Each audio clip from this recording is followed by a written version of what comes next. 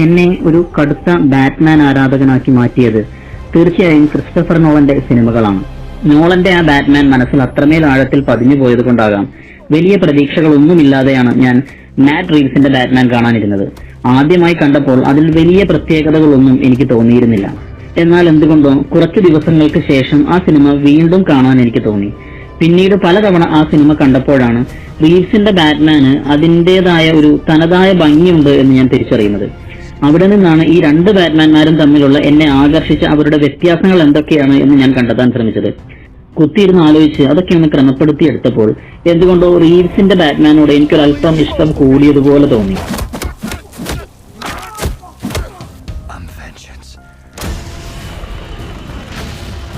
എന്നാൽ കഴിയുന്ന രീതിയിൽ രണ്ട് ബാറ്റ്മാൻമാരും തമ്മിലുള്ള ഒരു കഥാപാത്ര വിശകലനമാണ് ഞാനിവിടെ വരച്ചു കാട്ടാൻ ശ്രമിക്കുന്നത്. ആദ്യം നമുക്ക് ഐക്കോണിക്കായ ക്രിസ്റ്റഫർ നോളന്റെ ബാറ്റ്മാനെ ഒന്ന് നോക്കാം. ക്രിസ്റ്റഫർ നോളന്റെ ബാറ്റ്മാനെ ഒറ്റ വാക്കിൽ ഇങ്ങനെ വിശേഷിപ്പിക്കാം: സ്വന്തം പരിമിതികളെ അതിലംഘിച്ച് അതിമാനുഷികമായ ഒന്നായി മാറാൻ ശ്രമിക്കുന്ന ഒരു മനുഷ്യൻ. നോളന്റെ ഈ ബാറ്റ്മാന് തന്നെക്കുറിച്ച് കൃത്യമായ ബോധ്യമുണ്ട്. താൻ ആരാണെന്നും തന്റെ കരുത്തും ദൗർബല്യവും എന്താണെന്നും ഒരു മനുഷ്യൻ എന്ന നിലയിൽ തനിക്ക് എത്രത്തോളം പോരാടാൻ കഴിയുമെന്നും എന്നതിനെല്ലാം പറ്റി അയാൾക്ക് കൃത്യമായ ധാരണകളുണ്ട്. എല്ലാറ്റിനും ഉപരിയായി തനിക്ക് ഭാവിയിൽ എന്തായി തീരണം എന്നതിനെക്കുറിച്ചും അയാൾക്ക് വ്യക്തമായൊരു മാസ്റ്റർ പ്ലാൻ ഉണ്ടായിരുന്നു. അതുകൊണ്ട് തന്നെ അയാൾ ഗോതം സിറ്റിയിലേക്ക് തിരിച്ചെത്തുന്നത് വെറും ഒരു പ്രതികാരദാഹിയായല്ല, മറിച്ച് ഒരു ചോദ്യവുമായിട്ടാണ്. കുറ്റവാളികളുടെ ഉള്ളിൽ ഭയം നിറയ്ക്കാൻ എനിക്ക് എന്തായി മാറാൻ കഴിയും? അവിടെയാണ് അയാൾ ബാറ്റ്മാൻ എന്ന ചിഹ്നത്തെ രൂപപ്പെടുത്തുന്നത്. ഒരു മനുഷ്യൻ എന്ന നിലയിൽ താൻ വെറും മാംസവും രക്തവുമാണെന്നും ഏതു നിമിഷവും താൻ കൊല്ലപ്പെടാമെന്നും അയാൾക്കറിയാം. എന്നാൽ ഒരു ചിഹ്നം എന്ന നിലയിൽ, ഒരു സിംബൽ എന്ന നിലയിൽ തനിക്ക് അനശ്വരനാകാൻ കഴിയുമെന്ന് അയാൾ തിരിച്ചറിയുന്നു. ആ തിരിച്ചറിവാണ് നോളന്റെ ബാറ്റ്മാനെ വ്യത്യസ്തനാക്കുന്നത്. അതൊരു വികാരത്തിന്റെ പുറത്തുള്ള തീരുമാനമായിരുന്നില്ല, മറിച്ച് കൃത്യമായി ഡിസൈൻ ചെയ്ത ഒരു സ്ട്രാറ്റജി ആയിരുന്നു. ശ്വാസം വിടുന്നതിൽ പോലും നോളന്റെ ബാറ്റ്മാന് കൃത്യമായ കണക്കുകൂട്ടലുകളുണ്ട്. താൻ അണിയുന്ന സ്യൂട്ട്, തന്റെ ലോഗോ, സംസാര ശൈലി, ഇതെല്ലാം കുറ്റവാളികളെ മാനസികമായി തകർക്കാൻ അയാൾ നിർമ്മിച്ചെടുത്ത ആയുധങ്ങളാണ്. ചുരുക്കത്തിൽ നോളന്റെ ബാറ്റ്മാൻ ഒരു പ്രതികരണമല്ല, മറിച്ച് അരാജകത്വത്തിനുള്ള ഒരു ഉത്തരമാണ്. താൻ വിശ്വസിക്കുന്ന നീതിക്ക് വേണ്ടി സ്വന്തം വ്യക്തിത്വത്തെ പോലും ബലി കൊടുത്ത് ഒരു ആശയമായി മാറിയ ഒരു പോരാളി. അയാൾ വളരെ കൃത്യതയോടെ കൊത്തിയെടുത്ത ആ ശില്പത്തിന്റെ, ആ സ്ട്രാറ്റജിയുടെ പേരാണ് ബാറ്റ്മാൻ. എന്നാൽ ആ ഐക്കോണിക്കായ നിർമ്മിതിയെ ലോകത്തിനു മുന്നിൽ സംരക്ഷിച്ചു നിർത്താൻ അയാൾക്ക് മറ്റൊരു മറ ആവശ്യമായിരുന്നു. അതിനുവേണ്ടി അയാൾ തന്റെ യഥാർത്ഥ വ്യക്തിത്വത്തെ പൂർണ്ണമായും തച്ചുടച്ചു. എന്നിട്ട് മറ്റൊരു മാസ്ക് എടുത്ത് അണിയുന്നു. ആ മൂടുപടത്തിന്റെ പേരാണ് ബ്രൂസ് വെയിൻ. നമുക്കറിയാവുന്ന ആ ശതകോടീശ്വരൻ, അഹങ്കാരിയായ പ്ലേബോയ്, ആരെയും കൂസാത്ത താന്തോന്നി, സ്വന്തം പിതാവ് പടുത്തുയർത്തിയ സൽപ്പേര് നശിപ്പിക്കാൻ ജനിച്ച മുടിയനായ ഒരു പുത്രൻ. ഇതെല്ലാം ബാറ്റ്മാൻ എന്ന ആ സത്യത്തെ ഒളിപ്പിച്ചു വെക്കാൻ ബ്രൂസ് വെയിൻ ബോധപൂർവം ആടിത്തീർത്ത നുണക്കഥകൾ മാത്രമായിരുന്നു. ലോകം ആ നുണക്കഥ വിശ്വസിച്ചാലേ രാത്രിയുടെ നിശബ്ദതയിൽ ബാറ്റ്മാൻ ചെയ്യുന്ന കാര്യങ്ങൾക്ക് ഒരു അമാനുഷിക പരിവേഷം ലഭിക്കൂ എന്ന് അയാൾക്ക് അറിയാമായിരുന്നു. ആ മിഷന്റെ വിജയത്തിന് വേണ്ടി അയാൾ സ്വന്തം ജീവിതം തന്നെ വില കൊടുത്തു. തന്റെ അന്തസ്, ആഴമേറിയ ബന്ധങ്ങൾ, ജീവശ്വാസമായിരുന്ന അയാളുടെ പ്രണയം, ഇതെല്ലാം അയാൾ ആ മാസ്കിന് പിന്നിൽ കുഴിച്ചുമൂടി. ബ്രൂസ് വെയിൻ എന്ന മനുഷ്യൻ എത്രത്തോളം തരം താഴ്ന്നുവോ അത്രത്തോളം ബാറ്റ്മാൻ എന്ന ലെജൻഡ് ഉയരങ്ങളിലേക്ക് വളരുമെന്ന് അയാൾ ഉറച്ചു വിശ്വസിച്ചു. അങ്ങനെ നോക്കുമ്പോൾ നോളന്റെ ലോകത്ത് ബാറ്റ്മാൻ എന്നത് വെറും ഒരു വേഷമല്ല, അതൊരു മിഷനാണ്. തന്റെ നഗരത്തെ മാറ്റിയെടുക്കാൻ അയാൾ രൂപകൽപ്പന ചെയ്ത ഒരു ബൃഹത്തായ പദ്ധതി. ആ ഒരു മിഷൻ തടസ്സമില്ലാതെ മുന്നോട്ട് കൊണ്ടുപോകാനുള്ള ഒരു ഉപകരണം മാത്രമാണ് അയാൾക്ക് ബ്രൂസ് വെയിൻ എന്ന വ്യക്തിത്വം. ബാറ്റ്മാൻ എന്ന സത്യത്തിന് നേരെ ലോകത്തിന്റെ കണ്ണ് തുറക്കാതിരിക്കാൻ അയാൾ നിർമ്മിച്ചെടുത്ത ഏറ്റവും വലിയ പുകമറയായിരുന്നു ബ്രൂസ്. ആ പുകമറയ്ക്ക് പിന്നിലിരുന്ന് അയാൾ തന്റെ കരുനീക്കങ്ങൾ നടത്തി. ഒടുവിൽ തന്റെ നഗരത്തിന്റെ നിലനിൽപ്പിന് ഒരു വില്ലനെ തന്നെ ആവശ്യമായി വന്നപ്പോൾ ആ കറുത്ത വേഷമണിയാനും അയാൾ തയ്യാറായിരുന്നു. നന്മയുടെ പ്രതീകമായിരുന്ന തന്റെ സുഹൃത്ത് ഹാർവി ഡെന്റ് ചെയ്ത സകല പാപങ്ങളും അയാൾ സ്വന്തം തോളിൽ ഏറ്റുവാങ്ങി ഒരു കുറ്റവാളിയെ പോലെ നിയമത്തിന് മുന്നിൽ നിന്ന് ഇരുട്ടിലേക്ക് ഓടിമറഞ്ഞു. നഗരത്തിന്റെ സമാധാനത്തിന് വേണ്ടി സ്വന്തം ആത്മാഭിമാനത്തെ ബലി കൊടുത്ത നിമിഷം. നമുക്കറിയാം അതായിരുന്നില്ല ശരിയായ നീതി, പക്ഷെ ആ നിമിഷം അതായിരുന്നു അനിവാര്യമായത്. ഗോതം സിറ്റിക്ക് ഒരു നായകനേക്കാൾ കൂടുതൽ തങ്ങളുടെ പാപങ്ങൾ ചുമക്കാനുള്ള ഒരു ആളെയായിരുന്നു ആവശ്യം. നീതിയേക്കാൾ ഉപരിയായി നഗരത്തിന്റെ പ്രതീക്ഷ നിലനിർത്താൻ അയാൾ തിരഞ്ഞെടുത്ത ആ വലിയ നുണ, ദ ഗ്രേറ്റ് ലൈ, ബാറ്റ്മാൻ എന്ന മിഷന്റെ ഏറ്റവും വലിയ ത്യാഗമായിരുന്നു അത്. ഇവിടെയാണ് മാറ്റ് റീവ്സിന്റെ ബാറ്റ്മാൻ നോളന്റെ പതിപ്പിൽ നിന്നും പൂർണ്ണമായും വഴിപിരിയുന്നത്. നോളന്റെ ബാറ്റ്മാന് തന്റെ ലക്ഷ്യത്തെപ്പറ്റിയും വ്യക്തിത്വത്തെപ്പറ്റിയും കൃത്യമായ ബോധ്യമുണ്ടായിരുന്നെങ്കിൽ പാറ്റിൻസന്റെ ബാറ്റ്മാൻ അന്ധകാരത്തിൽ സ്വന്തം വ്യക്തിത്വത്തെ തിരഞ്ഞുകൊണ്ടിരിക്കുകയാണ്.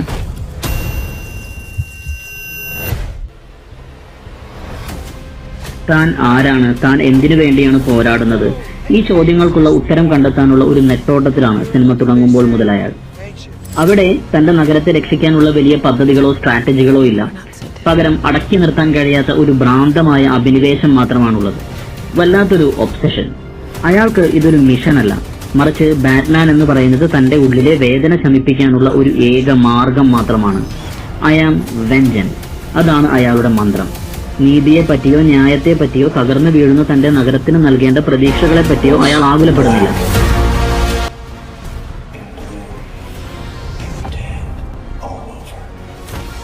അയാളെ നയിക്കുന്നത് കേവലം പ്രതികാരമാണ്. ആ പ്രതികാരദാഹം അയാളെ ഒരു വേട്ടക്കാരനാക്കി മാറ്റുന്നു. ഇരുട്ടിൽ പതുങ്ങിയിരുന്ന് അക്രമികളെ വേട്ടയാടുമ്പോൾ അയാൾക്ക് ലഭിക്കുന്ന ആശ്വാസം നീതിയുടേതല്ല, മറിച്ച് ചോര കിനിയുന്ന പ്രതികാരത്തിന്റേതാണ്. നോളന്റെ ലോകത്ത് ബ്രൂസ് വെയിൻ തന്റെ പഴയ വ്യക്തിത്വത്തെ ബോധപൂർവം തച്ചുടച്ച് താൻ തന്നെ തിരഞ്ഞെടുത്ത പുതിയൊരു രൂപത്തിലേക്ക് ബാറ്റ്മാനെ വാർത്തെടുക്കുകയായിരുന്നു. എന്നാൽ മാറ്റ് റീവ്സിന്റെ ബാറ്റ്മാനിൽ സംഭവിക്കുന്നത് തികച്ചും വ്യത്യസ്തമായ ഒന്നാണ്. അതൊരു ബോധപൂർവമായ തിരഞ്ഞെടുക്കലല്ല, അതൊരു പരിണാമമാണ്, ഒരു ട്രാൻസ്ഫോർമേഷൻ. പക്ഷെ ആ പരിണാമത്തെക്കുറിച്ച് അയാൾ ഒട്ടും ചിന്താകുലനല്ല. തനിക്ക് എന്ത് സംഭവിക്കുന്നുവെന്നോ താൻ എങ്ങോട്ടാണ് പോകുന്നതെന്നോ ഉള്ള ധാരണ അയാൾക്കില്ല, അല്ലെങ്കിൽ അതറിയാൻ അയാൾ ശ്രമിക്കുന്നില്ല. ഇവിടെ ഈ ബാറ്റ്മാൻ തികച്ചും റോ ആണ്. വികാരങ്ങളുടെ വേലിയേറ്റങ്ങളിൽ അയാൾ തട്ടിത്തടയുന്നു. ടോട്ടലി അൺസ്റ്റേബിൾ ആണ്. എപ്പോൾ വേണമെങ്കിലും തകർന്നു പോകാവുന്ന ഒരുതരം മാനസികാവസ്ഥ. നോളന്റെ ബാറ്റ്മാൻ തന്റെ വികാരങ്ങളെ ഒരു ആയുധമായി നിയന്ത്രിക്കുമ്പോൾ റീവ്സിന്റെ ബാറ്റ്മാനെ അയാളുടെ വികാരങ്ങൾ തിരിച്ചാണ് നിയന്ത്രിക്കുന്നത്. അവിടെ പ്ലാനിംഗ് ഇല്ല, പകരം അനിയന്ത്രിതമായ ആവേശം മാത്രമാണുള്ളത്. നോളന്റെ വേർഷനിൽ ബ്രൂസ് വെയിൻ എന്ന വ്യക്തിത്വം അയാൾ ബാറ്റ്മാൻ എന്ന തന്റെ ലക്ഷ്യത്തിനായി എടുത്തണിഞ്ഞ ഒരു മുഖംമൂടി മാത്രമായിരുന്നു. എന്നാൽ മാറ്റ് റീവ്സിന്റെ ലോകത്ത് കഥ നേരെ തിരിച്ചാണ്. അവിടെ ബ്രൂസ് വെയിൻ എന്നൊരു വ്യക്തി തന്നെ ഇല്ല. ബ്രൂസ് വെയിൻ ഡസൻ എക്സിസ്റ്റ് എന്ന് തന്നെ പറയാം. സത്യത്തിൽ ബ്രൂസ് വെയിൻ എന്ന മനുഷ്യൻ ആ മാസ്കിനടിയിൽ ശ്വാസം മുട്ടിക്കഴിയുകയാണ്. ബാറ്റ്മാൻ എന്ന അന്ധകാരം അയാളെ പതുക്കെ വിഴുങ്ങിക്കൊണ്ടിരിക്കുന്നു. ബ്രൂസ് വെയിൻ എന്ന വ്യക്തിത്വം ഓരോ രാത്രിയിലും ഇല്ലാതായിക്കൊണ്ടിരിക്കുന്നു. നോളന്റെ ബാറ്റ്മാൻ തന്റെ മുഖംമൂടിയെ നിയന്ത്രിക്കുമ്പോൾ പാറ്റിൻസന്റെ ബാറ്റ്മാനിൽ ആ മുഖംമൂടി അയാളെയാണ് നിയന്ത്രിക്കുന്നത്. അയാൾ ആ കറുത്ത വേഷത്തിനുള്ളിൽ കുടുങ്ങിക്കിടക്കുകയാണ്. പകലുകളിൽ പോലും വെളിച്ചത്തെ അഭിമുഖീകരിക്കാൻ കഴിയാത്ത വിധം ബാറ്റ്മാൻ അയാളെ വിഴുങ്ങിക്കഴിഞ്ഞിരിക്കുന്നു. അവിടെ ബ്രൂസ് വെയിൻ എന്ന പേര് വെറും ഒരു ഓർമ്മ മാത്രമാണ്. അവശേഷിക്കുന്നത് ബാറ്റ്മാൻ എന്ന ഉണങ്ങാത്ത ഒരു മുറിവ് മാത്രമാണ്. നോളന്റെ ലോകത്ത് ബാറ്റ്മാൻ എന്നത് യാദൃശ്ചികമായി സംഭവിച്ച ഒന്നല്ല, മറിച്ച് അയാൾ സ്വയം തച്ചുടച്ച് വാർത്തെടുത്ത തികച്ചും വ്യത്യസ്തമായ മറ്റൊരു വ്യക്തിത്വമാണ് എന്ന് നമ്മൾ പറഞ്ഞു. അയാൾ ബോധപൂർവം തിരഞ്ഞെടുത്തൊരു യുദ്ധതന്ത്രമാണത്. അത്യന്തം സങ്കീർണമായ ഒരു കെയർഫുൾ കൺസ്ട്രക്ഷൻ. അയാൾ തന്റെ ശരീരത്തെ ഒരു യന്ത്രം പോലെ പാകപ്പെടുത്തുന്നു, മനസ്സിന് അങ്ങേയറ്റം അച്ചടക്കമുള്ളതാക്കുന്നു. അയാൾ എടുക്കുന്ന ഓരോ ചുവടും ഓരോ ശ്വാസവും അത്രമേൽ ആസൂത്രിതമാണ്. എന്തിന്, തന്റെ ചുറ്റും നിറഞ്ഞൊഴുകുന്ന ഇരുട്ടുപോലും എത്ര അളവിൽ വേണം എന്ന കാര്യത്തിൽ പോലും അയാൾക്ക് കൃത്യമായ കണക്കുകൂട്ടലുകളുണ്ട്. ഇരുട്ട് അയാൾക്ക് വെറും ഒരു മറയല്ല, മറിച്ച് തന്റെ ശത്രുക്കളെ കീഴ്പ്പെടുത്താൻ അയാൾ ഉപയോഗിക്കുന്ന ഒരു ഉപകരണമാണ്. ചുരുക്കത്തിൽ നോളന്റെ ബാറ്റ്മാൻ ഒരു ഇമോഷൻ അല്ല, അതൊരു ഉത്തരമാണ്. ഗോതം സിറ്റി നേരിടുന്ന സങ്കീർണമായ പ്രശ്നങ്ങൾക്കുള്ള ഏറ്റവും കൃത്യമായ പരിഹാരം. പക്ഷെ ഇവിടെ റീവ്സിന്റെ ബാറ്റ്മാനിൽ അങ്ങനെയൊരു തുടക്കമില്ല, സുവ്യക്തമായ തീരുമാനങ്ങൾ എടുക്കുന്ന ഒരു നിമിഷമില്ല, അയാളെ നയിക്കാനോ നിയന്ത്രിക്കാനോ ആരുമില്ല. ആകെയുള്ളത് അഗാധമായ ഒരു ഗർത്തത്തിലേക്കുള്ള അന്തമില്ലാത്ത വീഴ്ചയാണ്.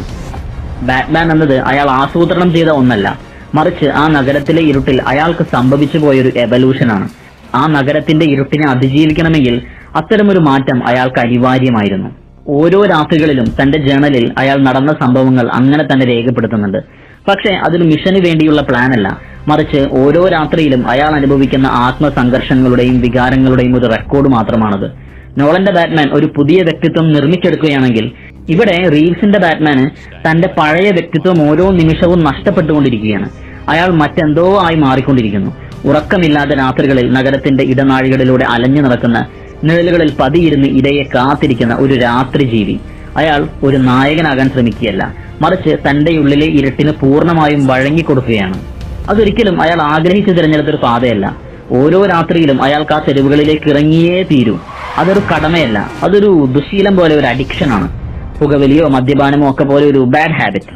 ഓരോ തവണയും ആ മാസ്ക് എടുത്ത് അണിയുമ്പോൾ അയാൾക്ക് തന്റെ മനുഷ്യത്വം നഷ്ടപ്പെട്ടുകൊണ്ടിരിക്കുന്നു.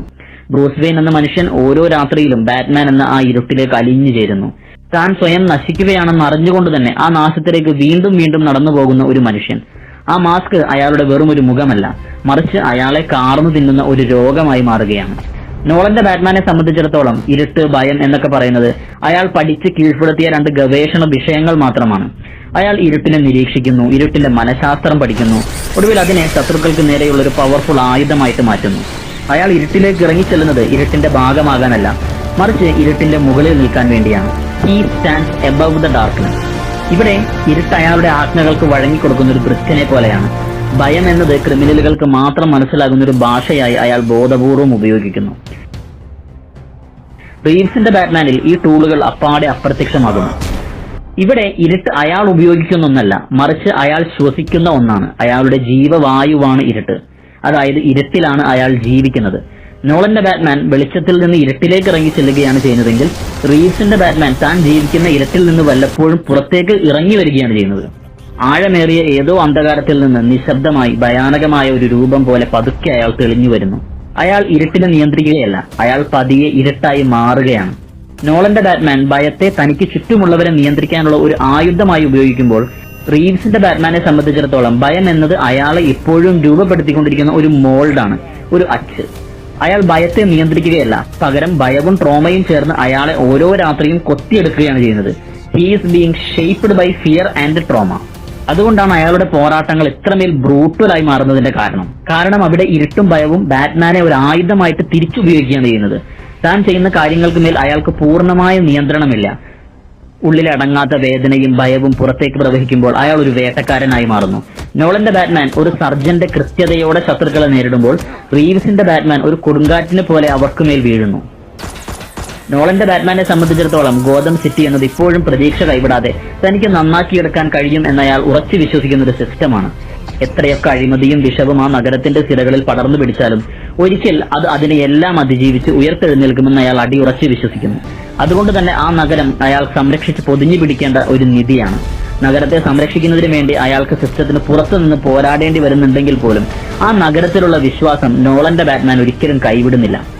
എന്നാൽ മാറ്റ് റീവ്സിന്റെ ബാറ്റ്മാനെ സംബന്ധിച്ചിടത്തോളം തന്റെ ഗൗതം സിറ്റി എന്ന് പറയുന്നത് ഒരിക്കലും ഉണങ്ങാത്ത ഒരു മുറിവാണ്. ചീഞ്ഞഴുകി ദുർഗന്ധം വമിക്കുന്ന പഴുത്തു പൊട്ടിയ ഒരു പുണ്ണ്. അതിനേക്കാൾ വലിയൊരു തിരിച്ചറിവ് ഈ ചീഞ്ഞു പൊട്ടി പഴുത്തൊഴുകുന്ന ഈ പുണ്ണ്, ഈ മുറിവ്, ഈ നഗരമാണ് തന്നെ ഇങ്ങനെയാക്കിയത് എന്ന അയാളുടെ തിരിച്ചറിവാണ്, ബോധ്യമാണ്. ആ ചീഞ്ഞഴുകിയ നഗരത്തിന്റെ ഒരു ഭാഗം തന്നെയാണ് താൻ എന്നും അയാൾ വേദനയോടെ തിരിച്ചറിയുന്നു. അതുകൊണ്ട് തന്നെ ഗോതം സിറ്റിയോടുള്ള അയാളുടെ കാഴ്ചപ്പാടിൽ സ്നേഹത്തെക്കാൾ കൂടുതൽ വെറുപ്പും വിദ്വേഷവുമാണ് നിറഞ്ഞു നിൽക്കുന്നത്. ആ ആന്തരിക സംഘർഷമാണ് അയാളുടെ ഓരോ പോരാട്ടത്തിലും നിഴലിക്കുന്നത്. റീവ്സിന്റെ ബാറ്റ്മാനെ സംബന്ധിച്ചിടത്തോളം ഓരോ ഫൈറ്റും വെറും ഒരു പോരാട്ടമല്ല, അതൊരു ഇമോഷണൽ ഔട്ട്ബേഴ്സ്റ്റ് ആണ്. തന്റെ ഉള്ളിലെ വേദനയും നഗരത്തോടുള്ള വെറുപ്പും അയാൾ ആയുധമാക്കുന്നു. അതുകൊണ്ടാണ് ഓരോ ഫൈറ്റും ഇടിയും അയാൾ ഇത്ര പേഴ്സണൽ ആയിട്ട് എടുക്കുന്നത്. ശത്രുക്കളെ നേരിടുമ്പോൾ പുള്ളി ഒരു മയവും കാണിക്കാത്തത് അതുകൊണ്ടാണ്. അവരുടെ ചങ്ക് കലങ്ങുന്ന രീതിയിൽ ആഞ്ഞിടിക്കുന്നതും ആ ഉള്ളിലെ കനല് കാരണമാണ്. അവിടെ നീതിയേക്കാൾ കൂടുതൽ അദ്ദേഹത്തിന്റെ ഉള്ളിലെ വികാരങ്ങളുടെ ഒരു പൊട്ടിത്തെറിയാണ് നാം കാണുന്നത്. Because for him every fight is very personal. നോളന്റെ ബാറ്റ്മാനെ സംബന്ധിച്ചിടത്തോളം ഒരു ഫൈറ്റും അയാൾക്ക് പേഴ്സണൽ അല്ല, അയാൾക്ക് അതൊരു മിഷന്റെ ഭാഗമായുള്ള ജോലി മാത്രമാണ്. ഒരാൾ തന്റെ നഗരത്തെ സംരക്ഷിക്കാൻ പുറത്തുനിന്ന് പോരാടുമ്പോൾ പാറ്റിൻസന്റെ ബാറ്റ്മാൻ ആ നഗരത്തിന്റെ ഇരുട്ടിനുള്ളിൽ നിന്നുകൊണ്ട് ആ ഇരുട്ടിനെ അതിജീവിക്കാനാണ് ശ്രമിക്കുന്നത്. നോളന്റെ ബ്രൂസ് വെയിൻ തന്റെ കുട്ടിക്കാലത്തെ ട്രോമയെ ഒരു ലബോറട്ടറി എന്ന പോലെ പരീക്ഷണ വിധേയമാക്കി അതിനെ കൃത്യമായി വിശകലനം ചെയ്ത് നിയന്ത്രിച്ച് ഒരു ലക്ഷ്യത്തിലേക്ക് തിരിച്ചുവിടുന്നു, ഒരു പർപ്പസ് ഉണ്ടാക്കിയെടുക്കുന്നു.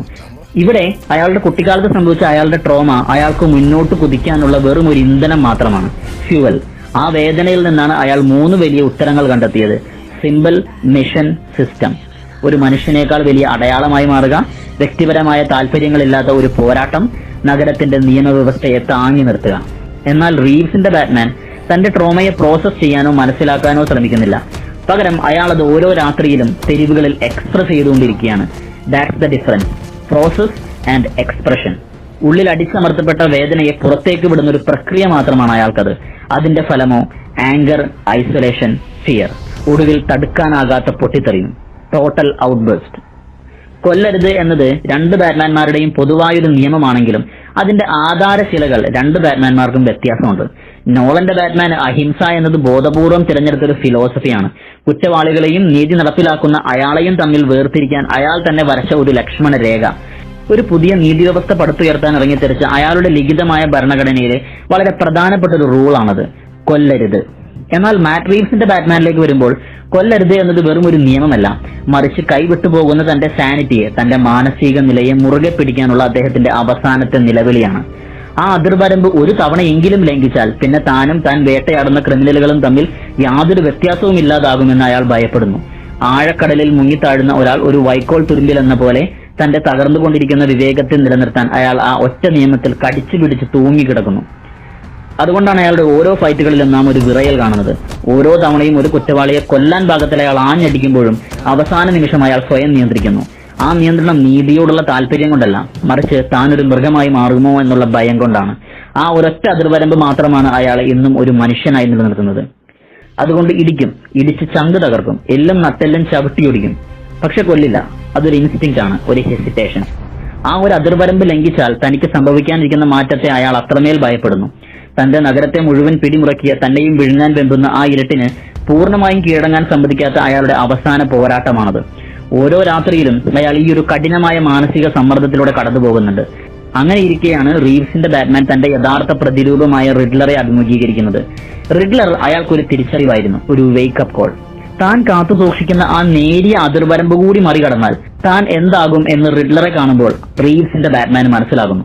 റിഡ്ലറെ കാണുന്നതോടെ അയാൾ ഒരു ഞെട്ടലോടെ മനസ്സിലാക്കുന്നു തന്നെ വിഴുങ്ങിക്കൊണ്ടിരിക്കുന്ന ബാറ്റ്മാൻ എന്ന സത്വത്തെ എത്രയും പെട്ടെന്ന് നിയന്ത്രണത്തിൽ കൊണ്ടുവരേണ്ടതിന്റെ ആവശ്യകത എത്രത്തോളമാണെന്ന്.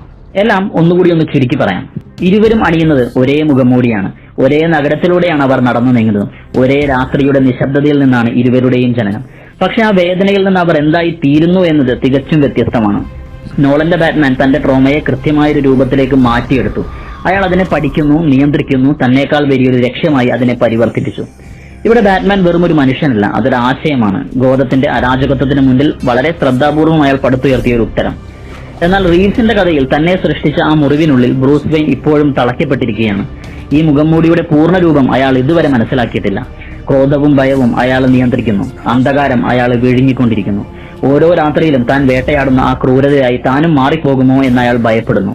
ഒരു ബാറ്റ്മാൻ ഇരുട്ടിനെ കീഴടക്കാൻ അതിലേക്ക് ഇറങ്ങി ചെല്ലുമ്പോൾ മറ്റൊരാൾ ഇരുട്ടിൽ നിന്നും കയറി വരുന്നു. ഇപ്പോഴും അതിൽ നിന്ന് രക്ഷപ്പെടാൻ ശ്രമിച്ചുകൊണ്ടിരിക്കുന്നു. ഒരാൾ ഗോഥത്തിന് വിശ്വസിക്കാൻ കഴിയുന്ന ഒരു ഇതിഹാസമായി മാറുമ്പോൾ മറ്റൊരാൾ ആ ഇതിഹാസത്തിന്റെ യഥാർത്ഥ അർത്ഥം എന്താണെന്ന് ഇപ്പോഴും തിരഞ്ഞുകൊണ്ടിരിക്കുന്നു. ചിലപ്പോൾ അതാകാം റീവ്സിന്റെ ബാറ്റ്മാനെ ഇത്രമേൽ ആകർഷകമാക്കുന്നത്. തന്റെ കഴിവിന്റെ കൊടുമുടിയിൽ നിൽക്കുന്ന ഒരു നായകനെയല്ല നാം ഇവിടെ കാണുന്നത് നോളന്റെ ബാറ്റ്മാനെ പോലെ, മറിച്ച് തകർന്നുപോയൊരു മനുഷ്യനെയാണ്. വെറും പ്രതികാരം കൊണ്ട് മാത്രം ആരെയും രക്ഷിക്കാൻ കഴിയില്ലെന്ന് വളരെ പതുക്കെ മാത്രമാണ് അയാൾ തിരിച്ചറിയുന്നത്. ബാറ്റ്മാന് വെറും ഒരു ഭയമായി മാത്രം നിലനിൽക്കാൻ കഴിയില്ല, അയാൾക്കൊരു പ്രതീക്ഷ കൂടി ആയേ തീരൂ. അവിടെയാണ് യഥാർത്ഥ ബാറ്റ്മാൻ ജനിക്കുന്നത്. റീവ്സിന്റെ ബാറ്റ്മാന്റെ യഥാർത്ഥ പരിണാമവും മാറ്റങ്ങളും അടുത്ത ഭാഗത്തിൽ കാണാൻ കഴിയും എന്ന് നമുക്ക് വിശ്വസിക്കാം.